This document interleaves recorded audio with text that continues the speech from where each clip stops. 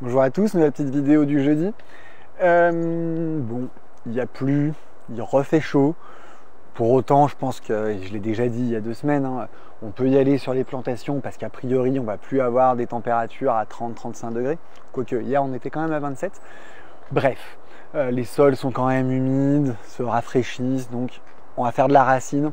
Je l'ai déjà expliqué des milliards de fois, mais je le réexplique quand même. Pourquoi planter à l'automne, c'est important? Parce que vos plantes, elles font des racines. Si elles font des racines, eh ben, elles vont mieux pousser au printemps et elles vont demander moins d'eau. C'est hyper logique dit comme ça, mais on n'y pense jamais. Plus votre réseau racinaire est important, mieux ce sera. Donc voilà, c'est aussi un moment où on a pas mal de choix. Alors, cette année, j'ai un tout petit peu réduit quand même les appros parce que traditionnellement, je travaille sur une double saison. On rentre en automne, ce qu'on vend en automne et au printemps. Pour des raisons évidentes de déménagement, j'ai mis un petit peu la pédale douce et je referai des réappros sur le printemps à glaiser. Mais voilà, pour autant, il me manque pas grand chose, hein. Et ce qui me manque, je peux le recommander, il n'y a pas de souci. Basiquement, on va faire un petit tour tranquille dans la PEP et tout. Mon idée sur ces vidéos, on va dire d'introduction à la saison, c'est avant tout de pouvoir vous laisser poser des questions, éventuellement de prendre rendez-vous, notamment avec Charlène, qui fait toute la conception de plans pour les jardins. Donc n'hésitez pas à prendre contact avec le maximum d'informations, j'en ai déjà parlé, mais voilà, c'est assez important. Et puis voilà, allez, on y va. Ici, rhododendron, azalée, plante dite de terre de bruyère, du classico-classique. Ça marche assez mal dans la région si vous ne mettez pas full terre de bruyère dans le trou. Il y a beaucoup de gens qui m'ont dit « Ah, ça pousse pas ». Ouais, si vous ne faites pas un trou avec que de la terre de bruyère, effectivement, ça ne marchera pas. Un petit peu pareil, dans une moindre mesure pour tout ce qui est érable. Donc là, bon, ils arrivent à un petit peu brûler avec l'été, hein, les érables, faut pas trop vous inquiéter. Il a fait beaucoup trop chaud et même à l'ombre, ils ont réussi à cramer un peu. C'est pas forcément alarmant, hein, mais voilà, ça peut arriver. Beaucoup de couleurs d'automne, c'est sympa. Je m'arrête pas sur les bambous. Si les bambous vous intéressent, je sais pas quoi vous dire. C'est vraiment une plante à la con. Je peux l'argumenter pour ceux qui seraient intéressés. J'en ai encore parce qu'il y a des gens qui en veulent, mais voilà, je sais pas trouver d'intérêt à ça.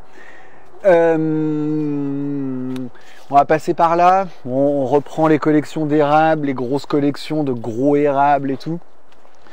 Tout ce qui est conifère. Alors, c'est des trucs où je suis pas toujours à l'aise. Le conifère, ça marche très bien chez nous. Par contre, c'est vrai qu'avec les étés très chauds, il y a un peu de brûlure, il faut vraiment faire attention. Pour autant, ça garde de l'intérêt, hein, c'est résistant au froid, c'est persistant. Il y a pas mal de variétés naines, notamment ici dans les collections. Voilà, on n'est plus que dans le vieux Juniperus, j'en ai aussi, hein, pour les grands fans et nostalgiques du Juniperus. Le seul intérêt du Juniperus, c'est qu'il couvre tout très rapidement et à peu de frais. Sinon, après, esthétiquement, on a quand même vachement mieux. Bon, là j'ai quelques spécimens en fusain ailé, des choses comme ça. Et après, sur cette partie-là, alors on ne le rangeait pas comme ça les autres années, on a dit on va changer. Toute la partie haies. Je pense que je ferai une vidéo entière dédiée à ça. J'ai rentré les haies beaucoup plus tard cette année. J'ai pas mal de clients qui sont venus me voir au mois de septembre pour faire leurs haies. Il a fait quand même chaud jusqu'au 10 septembre, donc j'ai un peu tout décalé. J'ai refusé pas mal de ventes entre le 1er et le 15 septembre. Déjà, faute d'appro, mais aussi parce qu'il faisait vraiment trop chaud. Donc voilà, si vous faites partie de ceux qui sont venus nous voir en septembre et qui n'avaient pas trouvé ce qu'il vous fallait ou à qui on a dit de repasser, ça est tout arrivé la semaine dernière en gros. Voilà. La semaine dernière, c'est le d'avant. Oh, peu importe.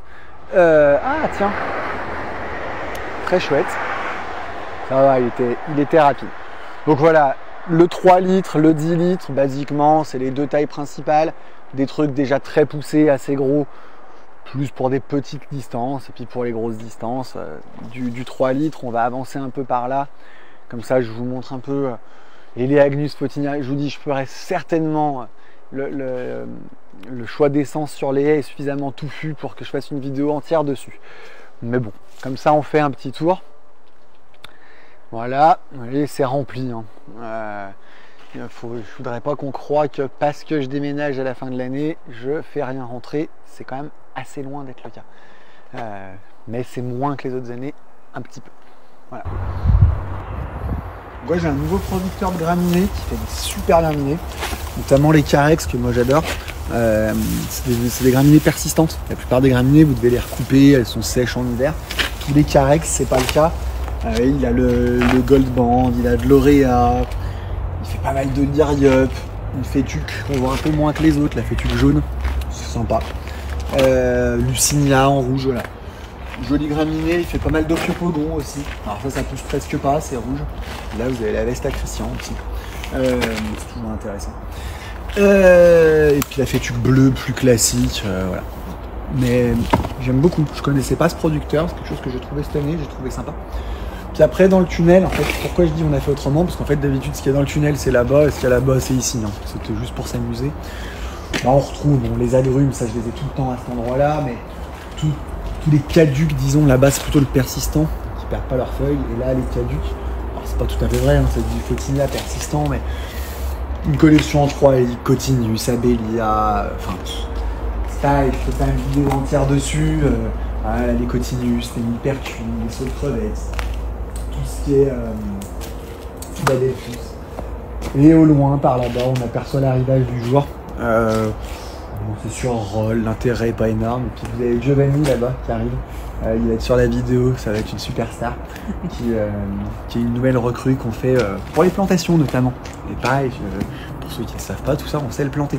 Je l'argumente pas souvent parce que moi, mon métier, c'est pas la plantation, mais on peut le faire. C'est un service qu'on rend sur les taux horaires, on n'est pas abusé dans la mesure où nous on gagne notre vie sur les plantes, pas forcément sur la plantation. Mais vu que j'ai plein de gens qui me demandent, on a mis en place. Et ils sont deux mains. Voilà. J'ai rien oublié, non, je crois pas. Si vous avez des questions, vraiment, j'appelle ça des vidéos d'entrée de saison parce que c'est le cas, hein, on est sur une nouvelle saison. N'hésitez pas à me demander, n'hésitez pas à nous envoyer des mails, à nous envoyer. J'admets qu'en ce moment, par mail, c'est plus pratique. Le mail, vous l'avez sur le formulaire du site internet. Pourquoi c'est plus pratique? Parce que je suis un peu débordé et j'ai pas énormément de temps pour regarder sur Facebook. Que par mail, j'ai un petit bouton transféré à Charlène qui marche assez bien. Puis si Charlène n'a pas la réponse, elle revient vers moi, sinon elle voit avec vous. Et je vous avoue que c'est pas désagréable. Voilà, je vous souhaite une bonne journée.